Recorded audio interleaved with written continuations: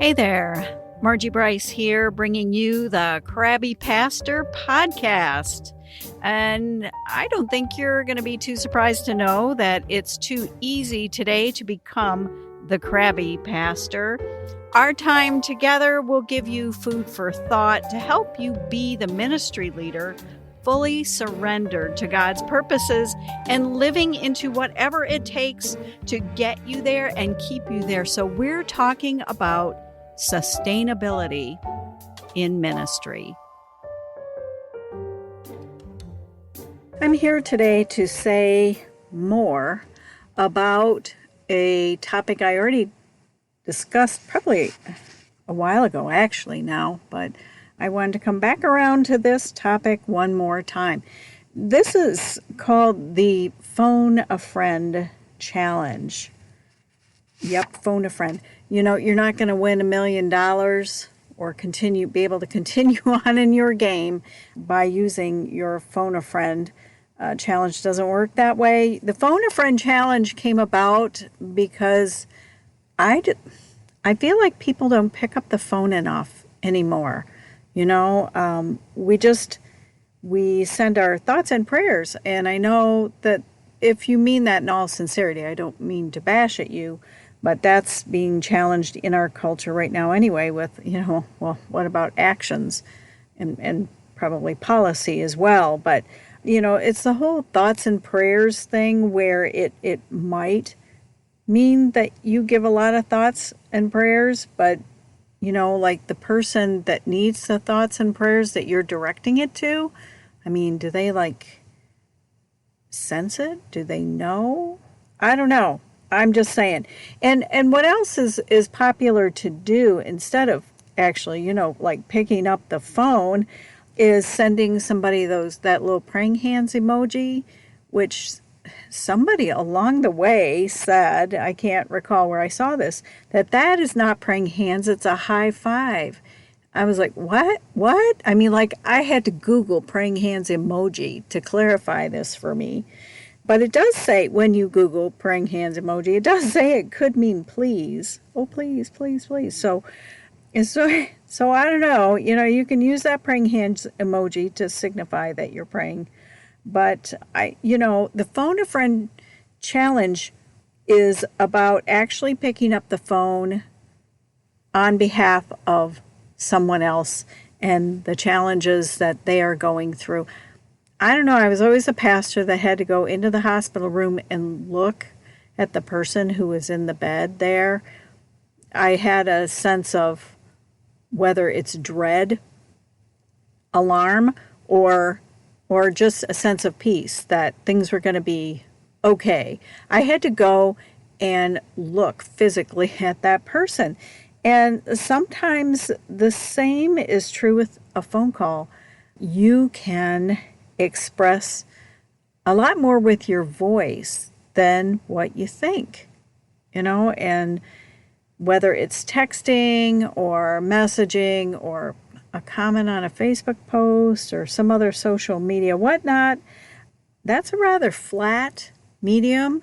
And sometimes, you have to read something through a couple times and give people the benefit of the doubt, I guess, about what they intend.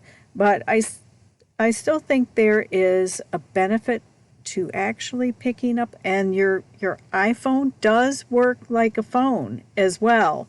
It's the beast of a computer. I get it. It delivers a lot of content. I understand. But sometimes you got to actually use it as a phone and let your voice be heard. So, okay, now you're saying, okay, you're kind of making a lot of crabby commentary here. I am reserving the right to do so. It is my podcast, and the podcast is indeed called The Krabby Pastor, which is what you don't really want to be, right? So that's why we want to do a little self-care, right? But I'm reserving the right to be the Krabby Pastor in this particular moment and in this particular episode. So I am upping the ante for the Phone a Friend Challenge to, I want you to get off of this podcast, not right now, not yet. Anyway, when this podcast is complete, I want you to call three three. We're going to be Trinitarian here. And I want you to call three people that you know of that you think need a phone call. You know, sometimes maybe they don't need a phone call. Maybe you just want to call and hear their voice and hear whether, you know, I think I've recounted somewhere before. I used to have a friend and I would see her face to face and I'd say, "How are you?" And she would go, "I'm fine." And the higher the note was that she hit, "I'm fine," you knew the worse it really was, you know, but you learn that over time. Anyway, so you're probably thinking, or you might be thinking, you know, I don't know that I want to do that. A, somebody told me to do something, and I don't necessarily want to do that. And B, I don't know who this person is that's telling me I need to do that.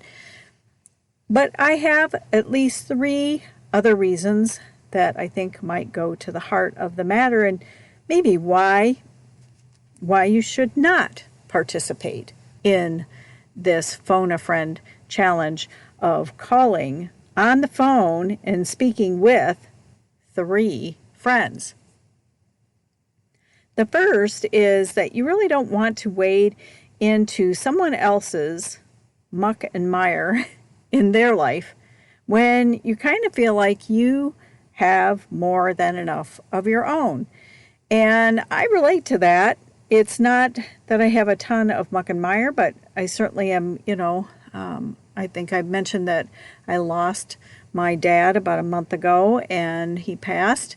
And so that is always looming large, and grief is a goofy thing. And then there's been shifts in my household and, you know, we had baby birds go out the nest and that's a shift and a change, right? And, you know, I just have had family health issues come up, not my immediate family, but outside of my immediate family, but family nonetheless. And, you know, I get it. Who would want to call me, you know, and listen to me? But then I say, isn't that what we're called to do? To reach out to someone else that we know is struggling and just offer them your ear and your heart for a little while, you know. And sometimes I feel like I need to call people as well. So this is always a challenge to myself as well. You know about that, right? You preparing a sermon, you think, man, I need to listen to my own stuff. I know that if I can't think about my own stuff when I'm really intently listening to someone else. And maybe for that brief moment, you know, my concerns can be lifted and I can help another friend carry their burdens. Number 2 reason that you may be resistant to participate in this challenge of phoning by the telephone to speak with 3 people in your sphere of existence is, you know, I know they're going through a rough time and I don't really know what to say. And that is the challenge that many ministry leaders face. You know, you don't want to say the wrong thing. You don't want to make them more upset. You don't want to make them cry.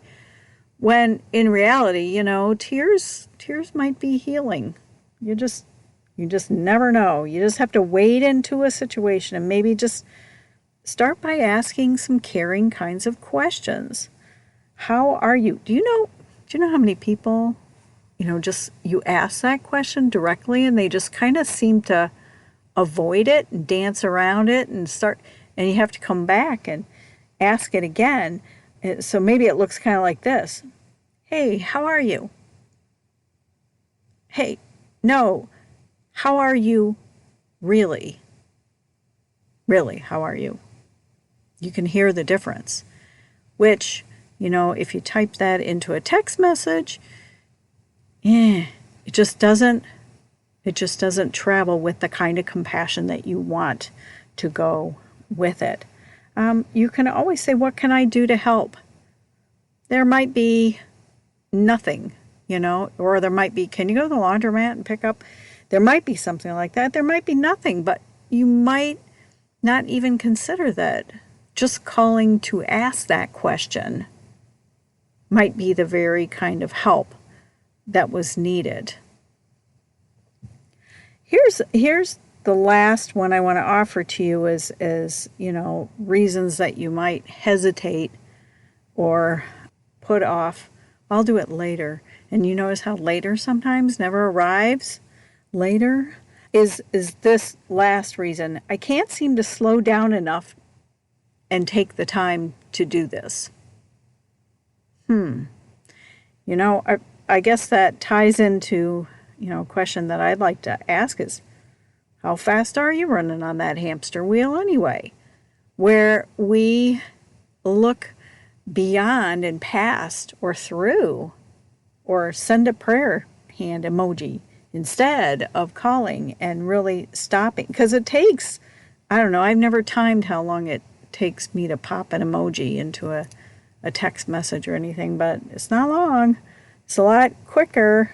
You don't have to listen to anything. You don't have to wade into the muck and mire in anybody's existence or even ask, well, you could ask a question, maybe, but what if you can't seem to slow down long enough to take the time on behalf of someone else?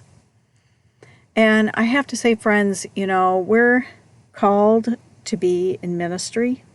I understand. I am a type A individual. I understand as much as anybody else that being intentional about slowing down is a challenge. We get stuck doing what's easy. It's easy just to keep doing what you're doing. It's easy to keep going at a fast pace and keep doing what you're doing. It's easy to excuse yourself from something you really know you ought to do. Sometimes it's too easy not to slow down enough to pick up the phone and specifically care about another individual.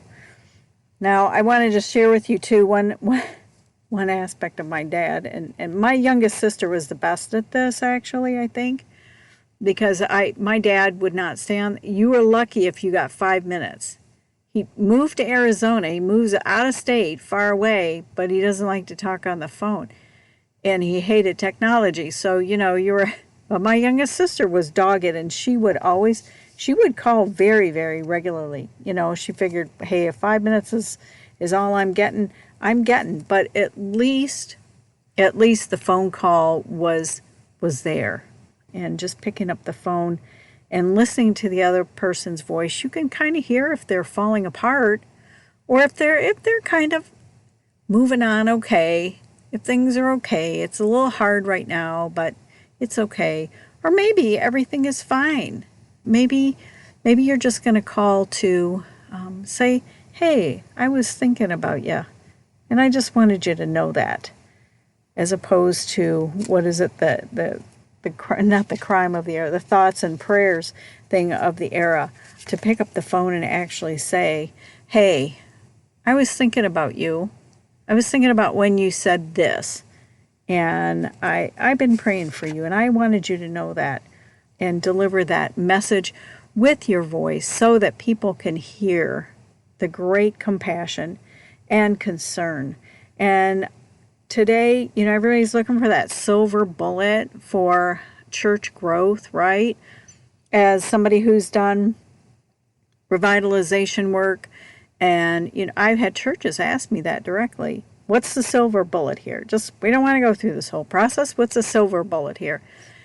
And I said, well, I'll tell you the silver bullet here and the secret to church growth, and you can double your congregation this way. It might take a little bit of time, but it is if each and every one of us went out and befriended one person and built a relationship with that person who doesn't know Jesus.